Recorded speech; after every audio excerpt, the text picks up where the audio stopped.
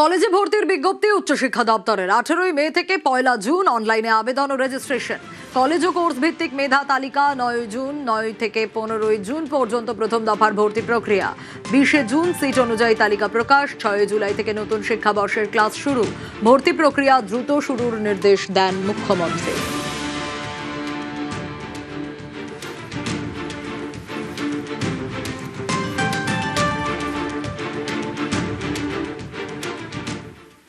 স্কুলে এবার থেকে প্রার্থনা সঙ্গীতে বন্দে মাতরম। জাতীয় সঙ্গীতের পর জাতীয় গান গাইতে হবে।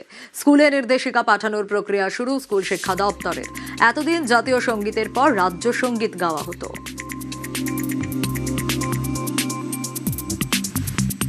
আমি নবান্নতে যাব, সব বিদ্যালয়ে বন্দে মাতরম সোমবার থেকে গিয়ে বিদ্যালয় শুরু করতে হবে, সেই প্রতিষ্ঠা জারি। গোহত্যা বন্ধে কড়া রাজ্য সরকার। এসপি-সিপিদের বৈঠকে নির্দেশ মুখ্যমন্ত্রীর। প্রকাশ্যে পশু হত্যা সংক্রান্ত নির্দেশিকা শংসাপত্র থাকলেও প্রকাশ্যে গোহত্যা নয়। নির্দেশিকা যথাযথভাবে মানতে হবে। কড়া বার্তা, শংসাপত্র ছাড়া গোহত্যা নিষিদ্ধ। গাড়িতে বেআইনিভাবে পশু নিলে ব্যবস্থা। সরকারি নির্দেশ অমান্যে জেল ও জরিমানা।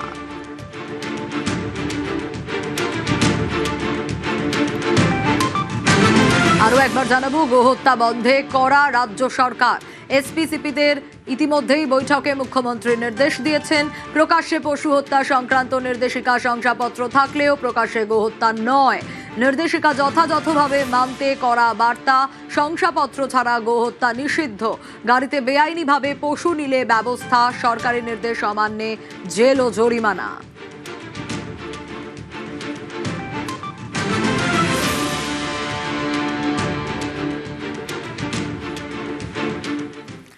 মালদার সীমান্তে জমি অধিগ্রহণ প্রক্রিয়া শুরু।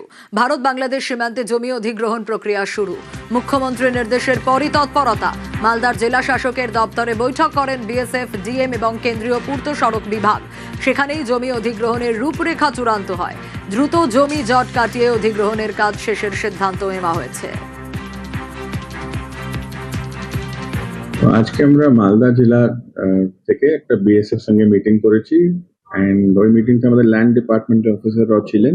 এই মিটিং এ আমরা ডিসকাস করেছি কিভাবে আমরা আমাদের পেন্ডিং ফেন্স ইস্যুকে শেষ করব এন্ড পুরোপুরি ল্যান্ডটাকে আমরা বিএসএফ কে ট্রান্সফার করে দেবো। এটা নিয়ে খুবই ভালো মিটিং হলো। বিএসএফ ওনাদের পয়েন্টগুলো আমাদেরকে বললো, আমাদের ল্যান্ড অফিসাররা ওনাদেরকে যা ইস্যু ছিল বললো। আমরা এটা 45 ডেজ মধ্যে শেষ করে নেব এন্ড এটা নিয়ে আমাদের প্রস্তুত আছি। এখন থেকে আমাদের civil and BSF and even police সঙ্গে কোঅর্ডিনেশন থাকবে এন্ড ইস্যুটাকে কন্টিনিউয়াসলি আমরা করে দেব।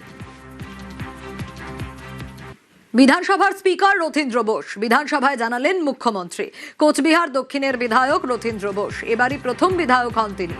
পেশায় চার্টার্ড অ্যাকাউন্টেন্ট, বর্তমানে দলের রাজ্য কমিটির সহসভাপতি।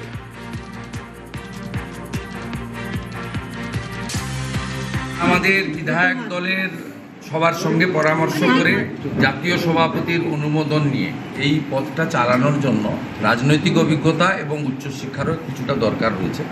উনি নিজে একজন সিএ। এই ধরনের মানুষকে আমরা মনোনীত করতে পেরে আমরা সকলে খুশি। আসুন আমরা সবাই মিলে আগামী স্পিকারকে সহযোগিতা করে একটা নতুন দিনের সূচনা করি। দল ঠিক করবে। আমার সিনিয়ররা আছে, যারা আগে বিধানসভাতে এসছেন তারা আছে, তারা দেখবে বিষয়টা তাদের কাছ থেকে জেনে, যাতে আমাদের মানুষ যে ভোট দিয়েছে পশ্চিমবঙ্গ সরকার জন্য যেভাবে চালানোর জন্য, আমরা ঠিক সেইভাবেই চালানোর চেষ্টা করি। আমরা গণতন্ত্রে বিশ্বাস করি, গণতান্ত্রিক প্রক্রিয়া সমস্ত কাজ হবে। খুব ভালো লাগছে, আমার খুব ভালো লাগছে। এটা আশা করে আসছিলাম অনেক দিন। আশা আমার পূর্ণ করছে ভগবান। এখন আমার আশাই একটা, যে মানুষের যেন মনটাকে জয় করতে পারে। খুব ভালো, পড়াশোনায় দারুণ ভালো। কোনোদিন কোনো কারোর মানে অন্যরকম কথাবার্তা বা ঝগড়াঝাঁটি এই সমস্ত কিচ্ছু ছিল না আমার ছেলে। ওই মা হিসাবে চাবো যে 10 জনের যেন ভালোভাবে সেবা করতে পারে। সাইকেলে বিধানসভায় বিজেপি বিধায়ক। জ্বালানি বাঁচাতে সাইকেলে প্রদীপ বিজলি। প্রধানমন্ত্রীর আবেদনে উদ্যোগী বিজেপি বিধায়ক। এমএলএ হস্টেল থেকে সাইকেলে করেই গেলেন বিধানসভায়। প্রধানমন্ত্রী যখন একটা দেশের উদ্দেশ্যে বার্তা দিলেন তেল সাশ্রয়ের জন্যে, সেহেতু প্রধানমন্ত্রীর কথায় মান্যতা দিয়ে এবং আমাদের রাজ্যের মুখ্যমন্ত্রী সম্মানীয় শুভেন্দু অধিকারী মহাশয়ের কে সম্মান জানিয়ে ওনারও কনভয় কমিয়েছেন। তা সবাই যখন কমাচ্ছে প্রধানমন্ত্রী থেকে মুখ্যমন্ত্রী, আমি সামান্য একজন ছোট্ট কাঠবিড়ালি, তা আমি কেন মান্যতা দেব না? এমএলএ হোস্টেলে সাইকেল থাকবে, যখন এমএলএ হোস্টেল থেকে আসবো সাইকেলে চেপেই আসবো। স্কুটারে বিধানসভায় বিজেপি বিধায়ক, বিধানসভায় শ্যামপুকুরের বিধায়ক পূর্ণিমা চক্রবর্তী, জ্বালানি বাঁচাতে গাড়ি ছেড়ে স্কুটারে বিধায়ক। প্রথম লক্ষ্য এটাই থাকবে, মোদিজি নেতৃত্বে মুখ্যমন্ত্রী শুভেন্দুদা, রাজ্য সভাপতি শ্রমিকদার নেতৃত্বে বাংলাকে সোনার বাংলা পথে এগিয়ে নিয়ে যেতে, নারী নিরাপত্তা, শিক্ষা, স্বাস্থ্য, পরিকাঠামোকে উন্নত করা, বস্তিকে উন্নয়ন করা, অনেক কাজ বাকি আছে। নির্বাচনে জেতার পরে, ভোটে জেতার পরে মিঠুনদার সঙ্গে কথা হয়েছে? হ্যাঁ, আশীর্বাদ নিয়েছি। ওনার আশা ভরসার মান সম্মান বাড়াবো কথা দিয়ে এসেছি।